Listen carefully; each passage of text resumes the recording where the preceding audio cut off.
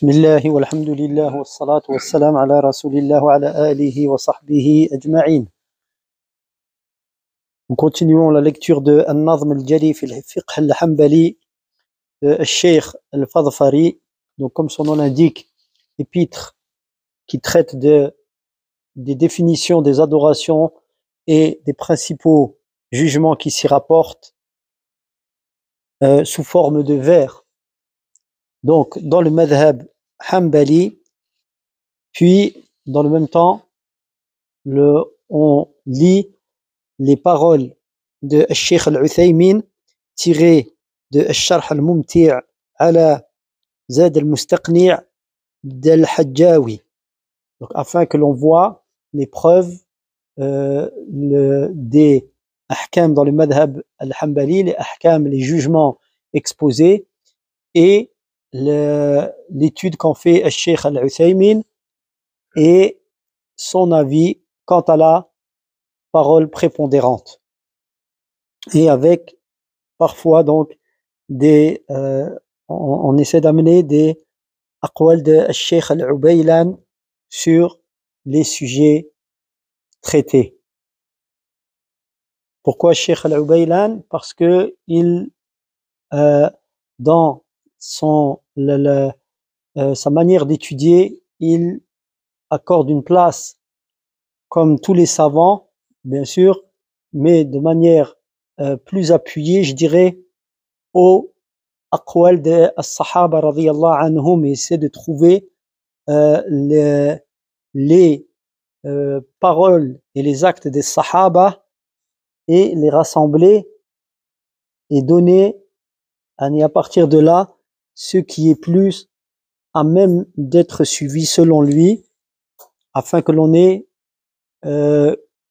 une vision plus large et revenir au tout premier, ce qui est la voie de Cheikh al-Uthaymin rahimahullah, à ceci près que Cheikh al-Ubaylan, on a quelque chose de plus, il évoque plus les compagnons radiyallahu anhum et les tout premiers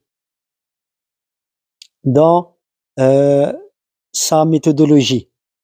Donc on était arrivé donc à la Bab al-Ghusl, le chapitre du lavement, et on avait vu donc le fait que les piliers du ghusl, qui sont appelés ici wajibat, c'est la niyya et le fait de faire en sorte que l'eau touche le corps dans son entièreté une fois. Ensuite, dans le vers suivant, le vers 65, Cheikh al-Fadhfari dit tasmiyatun tanzifu anfin wa fami shurutuhu mithlu al-wudu'i fafhami. Donc tasmiyatun, la prononciation de al-basmala, tanzifu anfin wa fami, le fait de nettoyer le nez et la bouche. Donc on est toujours dans les wajibat ici, donc au sens de pilier. Shurutuhu mithlu al-wudu'i fafhami. Ces conditions du ghusl, c'est comme les conditions de l'wudu. Donc c'est ce que l'on doit comprendre. Donc il y avait pilier, l'intention, le fait que l'eau touche tout le corps, al-basmala, nettoyer le nez et la bouche, donc que l'eau rentre dans le nez et dans la bouche. Et ensuite il dit les piliers, quant à eux, on avait vu la différence entre les piliers et les conditions, quant à elles, sont comme celles de l'wudu. Donc on n'est pas arrivé afwan, l'wudu on l'a fait, pardon. Donc ici, en fait, on va voir on voit que la niyya, on dit pilier dans les wajibat, mais ça dans les conditions, mais ça rentre même le fait de ta'mimu al-badan bilma marratan, c'est aussi en fait une condition. Mais ici, il fait la différence entre les conditions. Il met dans la même, pardon, il utilise le même terme pour parler des conditions précédentes et des piliers. D'accord? Donc ici, Al-Hajjawi, le point de At-Tasmiyah, la prononciation de Al-Basmala, il le présente dans son Zad al-Mustaqni', dont Al-Sheikh Al-Uthaymin, rahimahullah, a fait le sharh, l'explication. Eh bien, Al-Hajjawi dit Thumma yusammi. Ensuite, il prononce la Basmala. Donc, ici, Al-Sheikh Al-Uthaymin explique que il évoque la Tasmiyah, c'est-à-dire après quoi? Après la Niyya. Après la Niyya. Donc, et selon le madhab Hanbali, elle est obligatoire. D'accord? Comme dans Al-Wudu. Comme dans le Wudu. Et il n'y a pas de texte à ce sujet. Dans le Ghusl. L'obligation de At-Tasmiyah. Mais ils ont dit, elle est obligatoire dans les ablutions. Et le Ghusl est donc plus à même de se voir appliquer cette obligation. Parce que les ablutions sont une purification et le ghusl, le lavement, c'est une grande purification. Donc, c'est plus à même de se voir appliquer le jugement du ghusl, de Tasmiyah, al-Basmala, qui est appliqué dans al-Wudu. Le Cheikh dit, et la parole sûre, comme on l'a déjà vu, c'est qu'elle n'est pas obligatoire, le Tasmiyah, que ce soit dans le wudu ou dans le ghusl. D'accord? Bien entendu, la prononcer est mieux dans le wudu, mais elle n'est pas obligatoire selon la parole la plus sûre. Donc ici, ça nous fait remarquer que wajiba ici, ça peut prendre effectivement le caractère obligatoire pour le tasmiyah, mais quand il parle de niyya et quand il parle de ta'mim al-badan bilma marratan, le fait de couvrir tout le corps d'eau, ici dans Nazm al-Jalil, il utilise le terme wajibat, mais il y a une différence de degré. D'accord? On peut dire que c'est des shurut, ou plutôt des arkan, dans la mesure où c'est dans l'acte. Parce que le shart et le rukn, la condition et le pilier, entre ce qu'il est, parmi ce qui les différencie, les distingue, c'est que le shart, c'est ce qui s'effectue comme avant l'adoration. D'accord? Elle-même, comme la niyya par exemple. Et le pilier, c'est ce qui se fait pendant l'adoration, entre autres différences. Mais ici, comme il dit wajib, il classe tasmiyah comme wajib et le ta'mim al-badan bil ma, compléter le verset, couvrir le corps d'eau, ainsi que niyya. Ici, on doit comprendre que ça n'est pas la même chose. D'accord? Ensuite, tasmiyatun tanzifu anfin wa fami. Donc, le fait de nettoyer ses mains. D'accord? Ici, encore une fois, c'est wajib. Le fait qu'est-ce que j'ai dit? Tanzifu anfin wa fami, les mains. Non. Le nez et la bouche. Donc là, mettre de l'eau dans le nez et la bouche. Ça aussi, c'est une obligation dans le madhab. Donc, tanzifu anfin wa fami. Donc, le fait de faire entrer de l'eau dans la bouche et dans le nez et la faire ressortir. Donc, c'est ce qu'on appelle le madmada ou l'istinshaq. Madmada, faire entrer l'eau dans la bouche. L'istinshaq, faire entrer l'eau dans le nez et la faire sortir du nez, c'est l'istinthar. Donc, ici, le madhab, il voit que, comme on le voit dans Nadm al-Jali, c'est classé obligatoire. Obligatoire, comme dans Al-Wudu. Cheikh Al-Uthaymin, comme on l'a vu dans la leçon précédente, on fait un résumé, il a ramené une divergence. Donc, le fait que il y en a qui voient que c'est obligatoire. Parmi eux, Ahlul Madhab, il ramène l'argument que Allah Azza wa Jal, il parle de laver les mains, le visage au sujet de l'wudu. Donc, le nez et la bouche font partie du visage. Donc, il faut laver également. Il est obligatoire de laver le nez et le visage. D'autres savants voient que ça n'est pas une obligation. Cheikh Al-Uthaymin était de l'avis du fait de l'avis que c'était obligatoire dans on parle pas de l'wudu ici, on parle du ghusl. Les autres voient que ça n'est pas obligatoire, naam, dans le ghusl. Et le Cheikh Al-Ubaylan, lui, dit que ça n'est pas obligatoire car le ghusl, il a été décrit du prophète sallallahu alayhi wa sallam et il n'a pas ordonné, il n'a pas été rapporté plutôt de compagnons que eux ils ont fait al-madmada wal istinshaq dans le ghusl.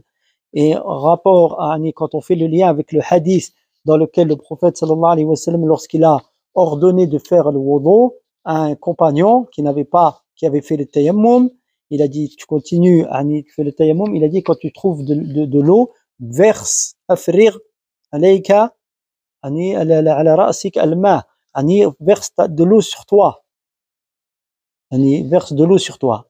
Et c'est le hadith qui montre que en fait tout ce qui est en dehors de ça, ça n'est pas obligatoire. Donc ce qui a fait, parce que là à ce moment-là, s'il y avait eu un acte à faire obligatoire autre que verser l'eau, le prophète il ne se serait pas arrêté là, parce que c'est la règle qui dit que le prophète sallallahu alayhi wa sallam la yajuzu lahu an yaskuta inda al-haja. Il peut pas, le prophète sallallahu alayhi wa sallam, se taire alors qu'il y a besoin d'exposer quelque chose. D'accord? Donc c'est pour ça qu'ils disent que là, il suffit pour que le ghusl soit bon de faire ce qu'il a dit à ce compagnon radiyallahu anhu. Donc tous les actes qui sont autres que ceux décrits dans ici, de ce qu'il a dit au compagnon, c'est méritoire, d'accord? Et ça n'est pas donc obligatoire. Et ici, il n'y a pas l'istinshaq et il n'y a pas le madmada ici. Et les autres se basent sur leur qiyas avec le wudu. Donc Cheikh Al-Uthaymin voit qu'il est obligatoire de le faire pour l'irtisal, pour le ghusl, et Cheikh Al-Ubaylan voit que ça n'est pas obligatoire. Lui, Cheikh Al-Uthaymin, il ramène ce qu'on a évoqué dans notre assise dernière de preuve, et Cheikh Al-Ubaylan, il ramène le fait que les compagnons radiyallahu anhum, il n'a pas été rapporté de l'un d'entre eux qu'il l'ait fait également.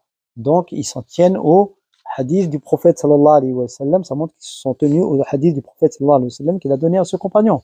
Wallahu ta'ala a'lam.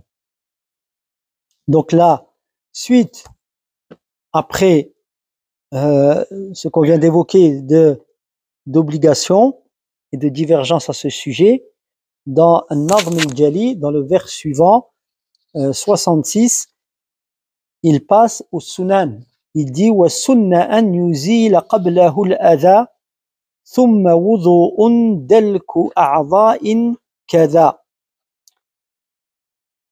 Donc il dit dans le sens de ce vers, et il est recommandé sunnah de doter avant le ghusl donc l'impureté c'est-à-dire l'impureté de la janaba, comme on va voir, puis les ablutions. Ici, il les classe dans le madhab comme sunnah, puis les ablutions et le fait de frotter les membres. Frotter les membres. Ça, c'est sunnah dans le madhab.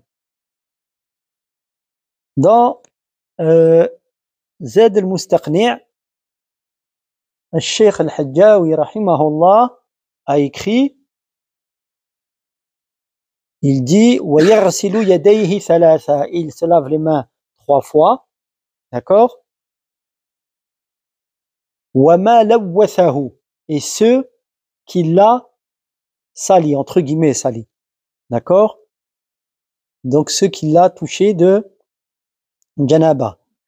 Cheikh Al-Uthaymin explique, donc il dit au sujet de la parole d'Al-Hajjawi, ceux qui l'a, donc entre guillemets sali, c'est-à-dire touché des traces de la janaba, d'accord, et dans le hadith de Maïmouna radiyallahu anha, le fait que le messager d'Allah sallallahu alayhi wa sallam, lorsqu'il s'est lavé les parties intimes avec la main gauche, comme ça a été rapporté dans un hadith authentique, il a nettoyé sa main sur le sol ou le mur 2 ou 3 fois. 2 ou 3 fois. Donc, et Cheikh Al-Uthaymin dit, et il m'apparaît que dans le hadith de Maïmouna, eh bien, il m'apparaît que l'eau était en petite quantité. C'est pour ça que le prophète sallallahu alayhi wa sallam a eu besoin de toucher, frotter la main contre le mur 2 ou 3 fois, afin que cela enlève plus rapidement ce qu'il y avait sur sa main, parce qu'il a nettoyé ce qu'il a nettoyé avec sa main, qu'il y avait peu d'eau, donc il a complété en frappant en frottant sa main par terre, dans une version sur le sol et dans ou sur le mur.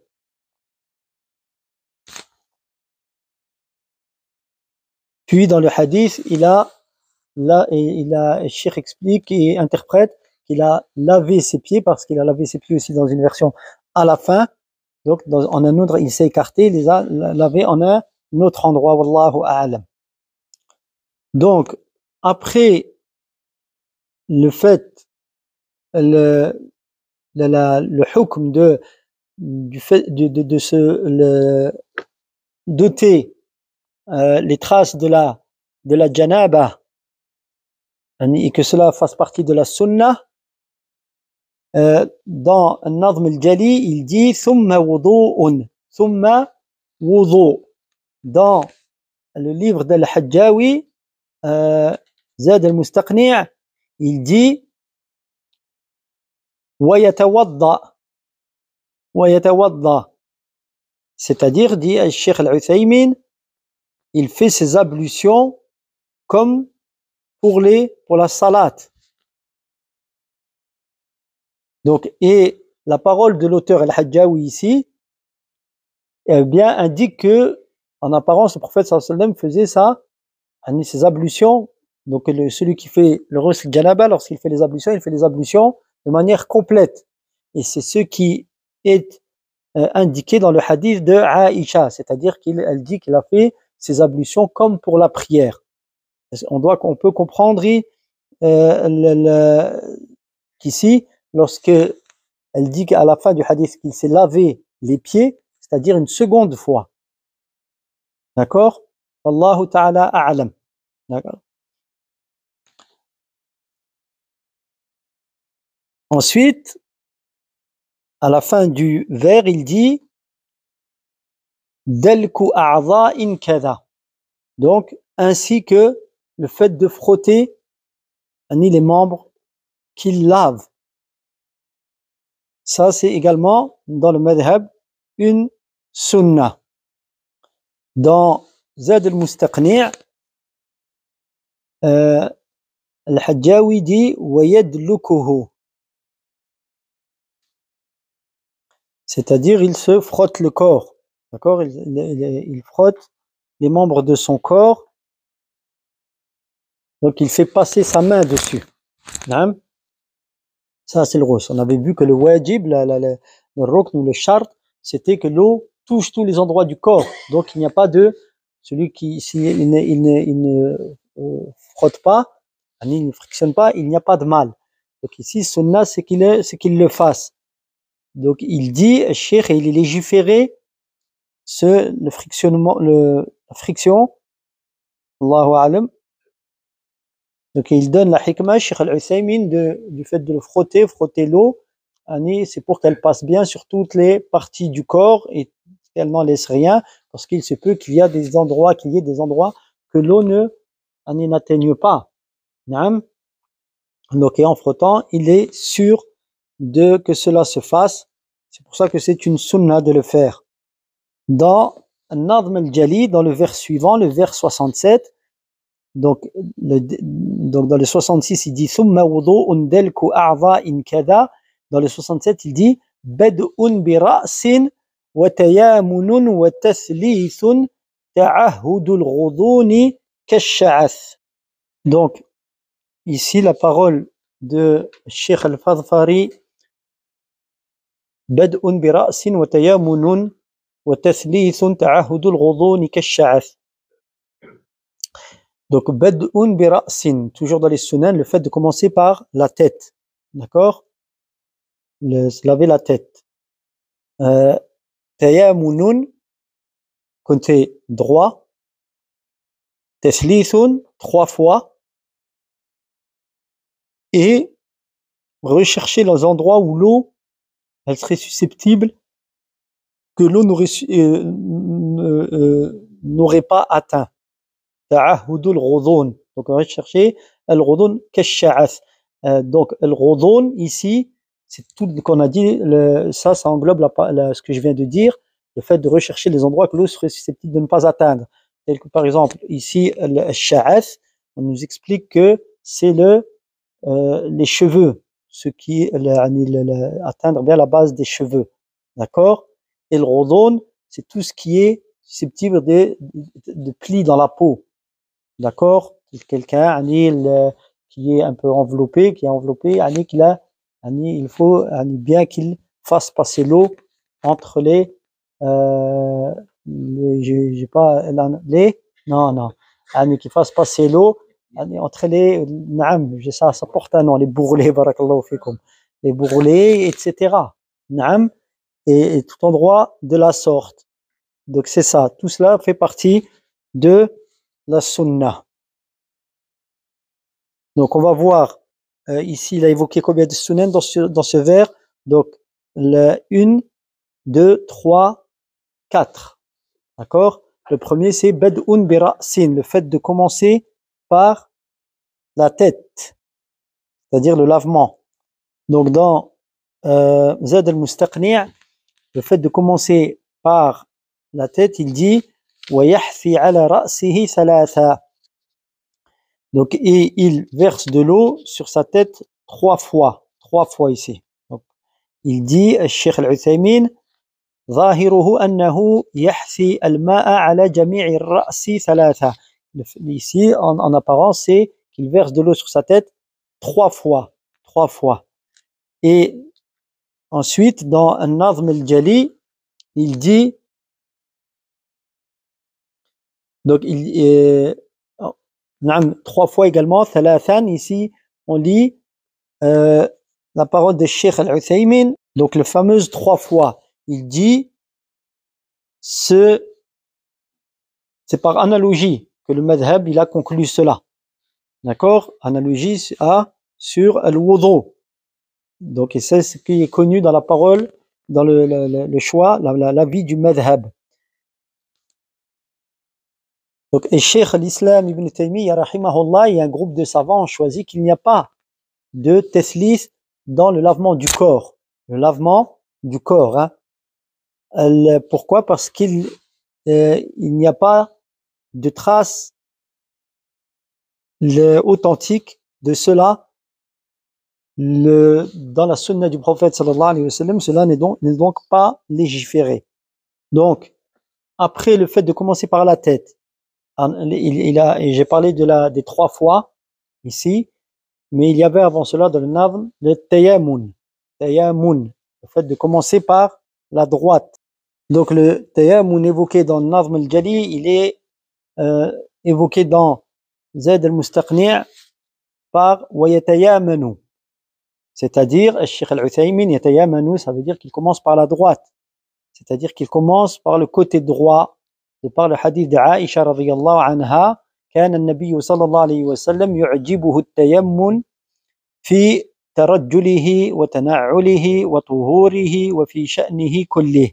Donc, le prophète sallallahu alayhi wa sallam aimait à commencer par la droite lorsqu'il se peignait, lorsqu'il mettait ses chaussures et se purifiait lorsqu'il se purifiait et dans toutes ses affaires. Donc le tayammun, commencer par la droite, les savants ont expliqué, c'est toutes les choses qui sont un caractère de, on va dire, j'allais utiliser le terme noble, commencer par la droite pour les choses qui sont les bonnes choses, comme le fait de se purifier, le fait d'entrer à la mosquée, le fait de sortir des toilettes, car c'est un endroit impur, toutes les, entre guillemets, bonnes choses, se font par la droite et par qiyas, le contraire, les autres, on commence par la gauche. Donc c'est ici une sunnah. Ensuite, dans le Nazm al-Jali, après le fait de commencer par la droite, de commencer par la tête, de commencer par la droite, de faire 3 fois dans le madhab, et on a vu que Cheikh al-Islam et d'autres savants ne voient que ça n'est pas authentifié du prophète sallallahu alayhi wa sallam de le faire 3 fois, de se laver le corps 3 fois, excepté bien sûr si une fois n'a pas suffi. Le but c'est d'arriver à lorsque l'eau couvre tout le corps. Donc, il parle de ta'ahudul ghuduni kash'a'ath. Donc, ça on a vu, de faire prendre attention à bien faire parvenir l'eau à tout endroit. D'accord? Les cheveux et, comme on a dit, les bourrelets où l'eau n'est pas susceptible d'atteindre directement. Donc, il faut prendre soin de faire atteindre à l'eau tous ces endroits. Donc ici c'est dans Zad al-Mustaqni', c'est au moment où il a évoqué le fait de verser de l'eau sur sa tête 3 fois comme on l'a vu, il dit wa afwan turawwihi, donc c'est-à-dire qu'il fait faire parvenir l'eau à la base des cheveux, à la racine des cheveux.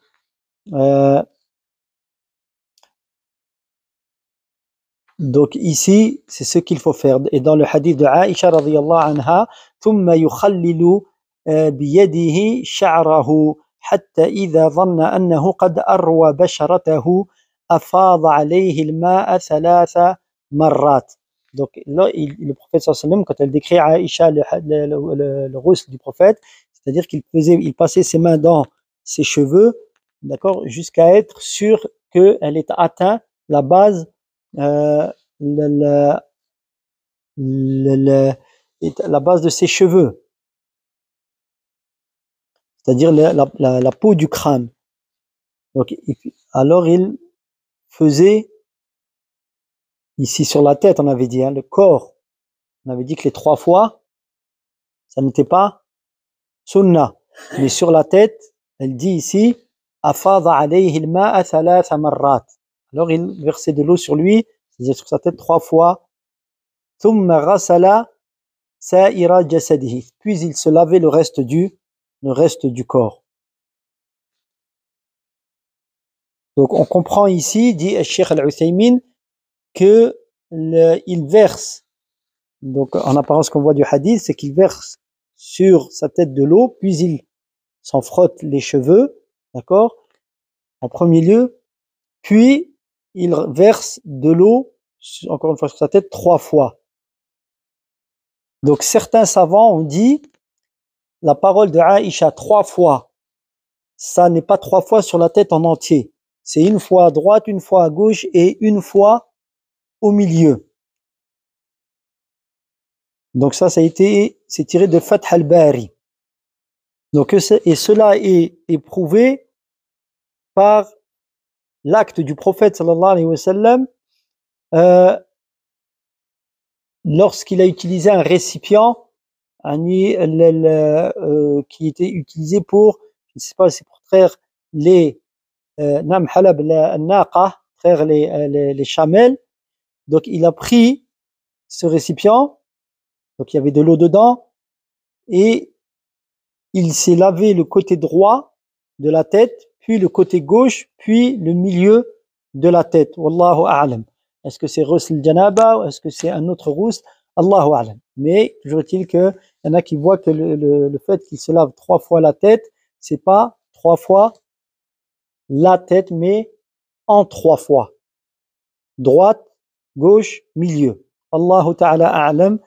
Il ne ramène pas de tarjih ici, al-Sheikh. Donc ça, c'est en ce qui concerne, on est revenu au Taslis. Donc on a vu ici, dans un Nazm al-Jali, donc le Bad bir-Ra's, Tayamunun, le fait de commencer par la droite, le Taslis ici, on fait la distinction entre Taslis pour la tête et Taslis pour le corps. Ici, c'est prouvé par la Sunna, le Taslis pour la tête, mais pour le corps, comme on a vu, qu'il y a une divergence, et que des savants voient, dans le madhab, ils voient que tu fais 3 fois, mais c'est par qiyas sur le wudu, et Cheikh al-Islam et d'autres savants, rahimahumullah, voient qu'il n'y a pas de trace dans la sunna du prophète, sallallahu alayhi wa sallam, pour le corps. Naam. Ensuite, ta'ahudul ghuduni kash'ath, ça, c'est le fait de faire parvenir l'eau, juste, où est-ce que, donc, dans toutes les parties du corps. Cet acte, c'est une sunna, mais si c'est le seul moyen, bien sûr, de le faire, de faire parvenir le corps, alors ça devient un moyen qui devient une obligation, comme parce que, un pilier même, parce que si l'on sait que l'eau n'atteindra le corps, tout le corps que par ce moyen, alors al-wasila laha hukmu al-ghaya. Le moyen prend le jugement donc du but. D'accord? Si le but, c'est un pilier, alors ça va devenir ce moyen un pilier. Mais il est sunna de le faire, pour être sûr. D'accord? Sans, pour le certifier, mais pour en être complètement sûr. Ça, c'est la sunna. Mais si on sait qu'il n'y a pas d'eau qui va, on est sûr qu'il n'y a pas d'eau, là, ça devient, ça prend le hukm de l'acte lui-même, c'est-à-dire du but. C'est-à-dire ta'mim al-badan bil-ma, couvrir toute l'eau du corps, tout le corps d'eau, qui lui est un pilier, comme on l'a vu, donc ce moyen devient également un pilier. Ensuite, dans An-Nazm al-Jali, il passe dans les 2 derniers vers à ce qu'il est interdit à celui qui est en état de janaba d'effectuer. Il dit dans le vers 68, وَكُلُّ مَنْ يَلْزَمُهُ الْغُسْلُ حَرُمْ تِلَاوَةٌ وَمَسْجِدٌ فَلَا تَرُمْ. Il dit et quiconque se doit d'accomplir le ghusl, donc qui est en état de janaba, ou la femme lorsqu'elle est en état de hayd, de menstru ou de louchiz, il dit tout celui à qui se voit dans l'obligation d'effectuer le ghusl, le lavement rituel, alors il lui est interdit, parle ici en premier lieu, tilawatun wa masjidun, la récitation du Coran, lecture du Coran, et le masjid, donc d'entrer à la mosquée. Donc ça englobe tous ceux qui sont en état de janaba. Ici, comme explique le Cheikh al-Ubaylan, le masjid, la tilawa, pardon, la lecture du Coran ou la récitation du Coran, où là, il fait la distinction entre, pour ce qui est des femmes, celle qui est en état de menstru et celle qui est en état de louchiz, par exemple, ou même qui est en état de menstru. Ça n'est pas comme celui qui est en état de janaba. Pourquoi? Parce que ça va la bloquer dans sa révision du Coran. Et le Coran, il faut le réviser constamment. Si on imagine une dame en état de louchiz, 40 jours, elle ne récite pas le Coran, elle ne lit pas le Coran, là, cela va lui être préjudiciable. Yuridu Allahu bikumul yusra wa la yuridu bikumul usra. Donc Allah veut pour vous la facilité, il ne veut pas pour vous la la difficulté. Ce sera peut-être évoqué plus tard, Inch'Allah. Dans Zad al-Mustaqni', al-Hajjawi parle de la récitation qui est interdite à celui qui est en état de janaba, ou celui qui se doit d'accomplir le ghusl. Il dit وَمَنْ لَزِمَهُ الْغُسْلِ حَرُمَ عَلَيْهِ قِرَاءَةُ الْقُرْآنِ. Et celui qui doit accomplir son lavement rituel, donc qui est en état de janaba, ou apparemment le haïd et l'ushiz, le nifas, donc ne peut lire le Coran. Donc ici il dit et quiconque. Donc quiconque, ça veut dire quelle que soit la personne, homme ou femme, qui se retrouve dans un état où elle doit faire son lavement rituel pour une cause qui a été des causes qui impliquent le lavement rituel qu'on a vu précédemment dans une autre assise.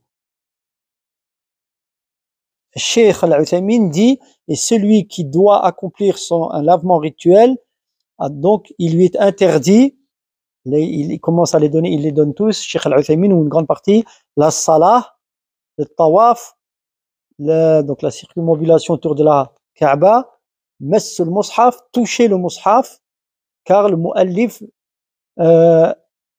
l'auteur, ici le Hajjawi, a précédemment dit, donc il est interdit à celui qui est en état d'impureté. D'accord? Et il a évoqué ces choses. Donc il dit, donc ça on avait vu dans Nawaqid al-Wudu, et ce qu'il est interdit à celui qui est dans cet état d'impureté. Donc en état de grande impureté, plus encore. Et il lui est également interdit de lire le Coran et de rester dans le masjid. D'accord? Comme on l'a vu dans An-Nadm al-Jali. Donc, et cela est particulier à celui qui doit accomplir le ghusl. Donc, et lorsqu'il dit, il lui est interdit de lire le Coran, c'est-à-dire jusqu'à ce qu'il fasse son lavement. Et s'il accomplit les ablutions et ne fait pas son lavement, eh bien l'interdiction est toujours de mise. D'accord? Parce qu'on peut faire les ablutions, ça va alléger, comme on va le voir, l'état de janaba, mais ça ne permet pas de lire le Coran. Et lorsqu'il dit la lecture du Coran donc est interdite, ce qui est visé ici, c'est de lire un verset ou plus. Que ce soit du Coran directement, du mushaf, ou par mémorisation, de mémoire. Mais si le verset est long,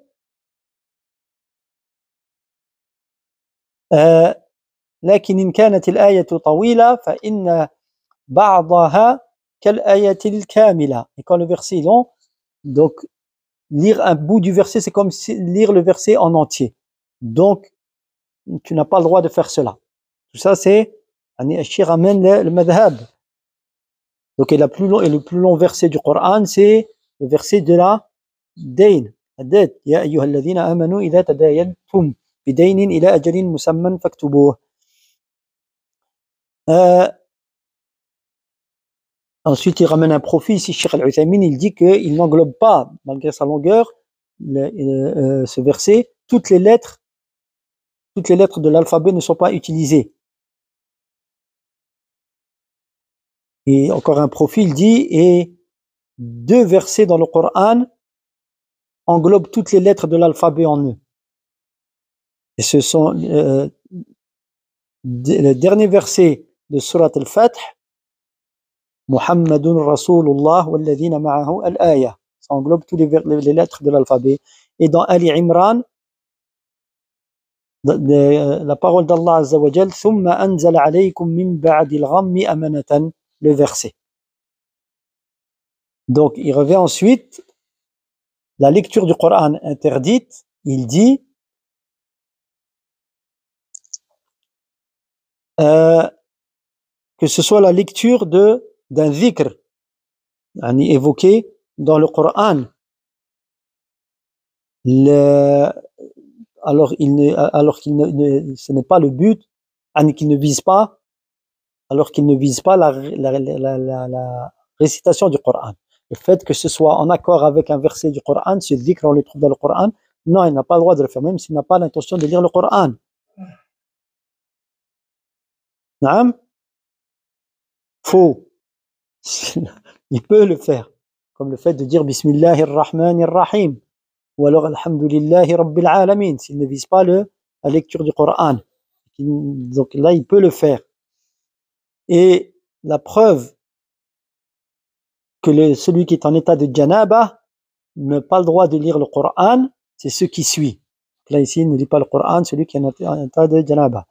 C'est le hadith d'Ali radiyallahu anhu, dans lequel le messager d'Allah sallallahu alayhi wa sallam كان يعلمهم القرآن وكان لا يحجزه عن القرآن إلا الجنابة. C'est le hadith dans lequel Ali radiyallahu anhu, dans un autre hadith, c'est كان رسول الله صلى الله عليه وسلم يقرئنا القرآن ما لم يكن جنبا. Le prophète sallallahu alayhi wa sallam récitait le Coran, ou nous faisait réciter le Coran tant qu'il n'était pas en état d'impureté rituelle.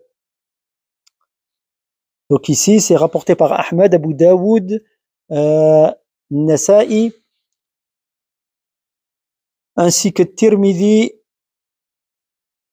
Et le hadith, wahanahu Ahmed, il l'a rendu faible, Ahmed. Et Tirmidhi l'a authentifié, ainsi qu'Ibn Sakan, et Ibn Khuzayma, et Ibn Hibban, et Al-Hakim, Abd al-Haq al-Ishbili, al-Baghawi, dans Sharh al-Sunnah. Et Shu'batu bin al-Hajjaj l'a rendu bon. Et Ibn Hajar al-Asqalani, rahimahullah, a dit, et certains ont rendu faible certains de ses rapporteurs, et la vérité est qu'il est arrangé dans les hadiths bons que l'on peut utiliser comme preuve. C'est ce qu'il dit dans Fath al-Bari. Donc ici, la preuve qu'il ramène, qu'il est interdit de lire le Coran en état d'impureté, c'est ce que l'on vient d'évoquer. Deuxième preuve, eh bien le fait que la lecture du Coran lui soit interdite, eh bien celui qui est en état de janaba, il va s'empresser d'aller effectuer son lavement pour pouvoir revenir à cette grande adoration. Donc il y a un bien en cela. Troisièmement, la preuve qu'il ramène, c'est, donc on va la voir, Inch'Allah. Donc la troisième preuve qu'il ramène pour montrer l'interdiction de lire le Coran pour celui qui est en état de janaba, c'est qu'il a été rapporté que l'ange, il prend le Coran de la bouche du lecteur, et que les anges n'entrent pas dans le même temps dans une maison où il y a quelqu'un en état de janaba, comme rapporté par Abu Daoud, Al-Nasa'i et Ibn Majah, d'après Abdullah ibn Nuji, d'après son père, d'après Ali. Et c'est un hadith marfou', c'est-à-dire qu'il remonte au prophète sallallahu alayhi wa sallam. Mais Nuji, un des membres de la chaîne de transmission, Ibn Hajar a dit à son sujet maqboul, accepté, c'est-à-dire tant qu'il est suivi dans ce qu'il rapporte. Et le hadith a des shawahid, il y a d'autres athar qui le renforcent. Et dans le hadith d'Ibn Abbas, Également, il parle du fait que les anges n'entrent pas dans une maison où quelqu'un est en état de janaba. Donc, et dans le hadith de Buraïda, hadith qu'a rendu bon qu'a authentifié Ibn Habban et qu'a rendu bon al-Hafiz Ibn Kathir. Alors que Al-Haythami a dit, il y a dans la chaîne de transmission Abdullah al-Hakam, Lam a'rifhu, je ne le connais pas, et les autres membres de la chaîne de transmission sont sûrs. Ça, c'est pour ce qui concerne les hadiths qui parlent de le troisième argument qui dit que les anges, normalement, ils les prennent. L'ange met sa bouche sur la bouche du récitateur du Coran et il prend les paroles qu'il dit. D'accord? Ça, c'est authentifié. Mais le fait que les anges n'entrent pas dans la maison dans laquelle il y a quelqu'un en état de janaba, afwan, eh bien, ça, c'est des hadiths qui se renforcent les uns les autres. Donc,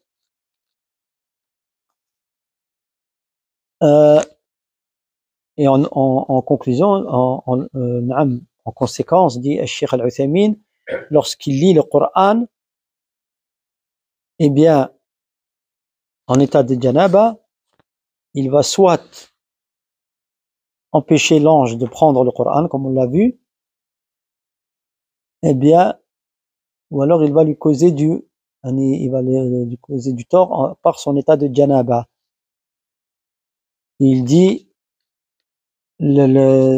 cet argument, Cheikh Al-Uthaymin dit, cet argument est un peu faible, mais on peut l'utiliser comme cause. Allahu a'lam. Quant à la femme en état de menstru, donc elle fait partie de ceux qui, comme on le sait, doivent effectuer leur lavement. Donc, et en conséquence, la majorité des savants jugent qu'elle n'a pas le droit de lire le Coran, mais elle peut évoquer Allah par les termes que l'on trouve dans le Coran, comme on l'a vu. Et Cheikh l'Islam Ibn Taymiyyah rahimahullah a dit, il n'y a pas dans l'empêchement de la femme en menstru à réciter le Coran, il n'y a pas dans ce domaine de texte clair et authentique. Et lorsqu'il en est ainsi, alors elle peut lire le Coran. Pourquoi? Il donne les raisons. Parce que premièrement, la base des choses, c'est l'hil, donc l'autorisation, jusqu'à ce qu'il y ait une preuve d'interdiction. Deuxièmement, Allah Azza wa Jal a ordonné la récitation du Coran dans l'absolu. Et Allah a félicité celui qui lit son livre. Donc celui qui fait sortir une personne de l'adoration d'Allah Azza wa Jal par la récitation du Coran, alors on lui demande une preuve de le faire sortir, pour l'avoir fait sortir, et le faire sortir de cette grande adoration. Donc, et s'il n'y a pas de preuve claire, authentique, d'empêchement, alors al-ha'id, il lui est ordonné de lire le Coran, comme celle qui n'est pas en état de menstru. Parce qu'ici, les preuves qui sont rapportées, c'est celui qui est en état de janaba. D'accord?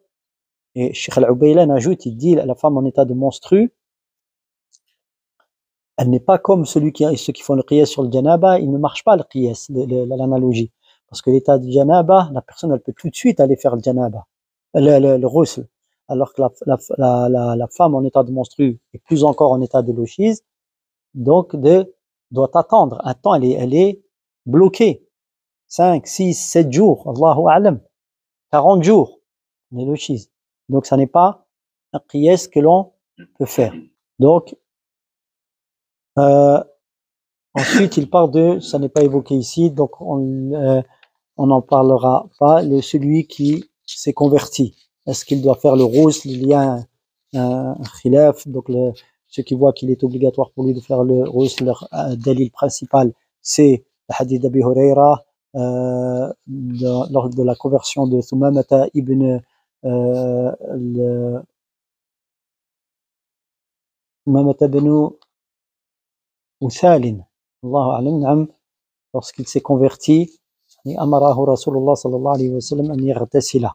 Le prophète sallallahu alayhi wa sallam lui a ordonné de faire le ghusl. Na'am. Ensuite, il y a un grand khilaf entre les savants. Et la conclusion, par exemple, Cheikh Al-Ubaylain, lui, il voit que il y a beaucoup de sahaba qui se sont convertis. Il y a un ou deux hadiths dans lesquels on leur a ordonné, il y a eu un ordre de faire le ghusl. Ça n'est pas assez pour dire que cela englobe tout le monde. Naam. Donc, c'est plutôt mustahab. Wallahu ta'ala a'lam. Et ensuite, dans An-Nadhm al-Jali, il parle de donc l'interdiction d'entrer dans le masjid. D'accord? Il dit ici dans An-Nadhm, dans Zad al-Mustaqni', et c'est ce qu'on verra la semaine prochaine. Donc, il parle de cela en ces termes. يعبر المسجد لحاجة. Il passe, celui qui est en état de janaba, ou celui qui doit faire le ghusl, il traverse la mosquée en cas de besoin. D'accord? Et dans la parole suivante, il dit وَلَا يَلْبَثُ فِيهِ بِغَيْرِ وُضُوء. Et il ne reste pas dans la mosquée quand il y a besoin, si ce n'est en état d'ablution. Bien qu'il est en état de grande impureté, mais il fait au moins ses ablutions pour alléger, comme on le verra. Wallahu ta'ala a'lam wa sallallahu ala nabiyyina Muhammad wa ala alihi wa sahbihi ajma'in.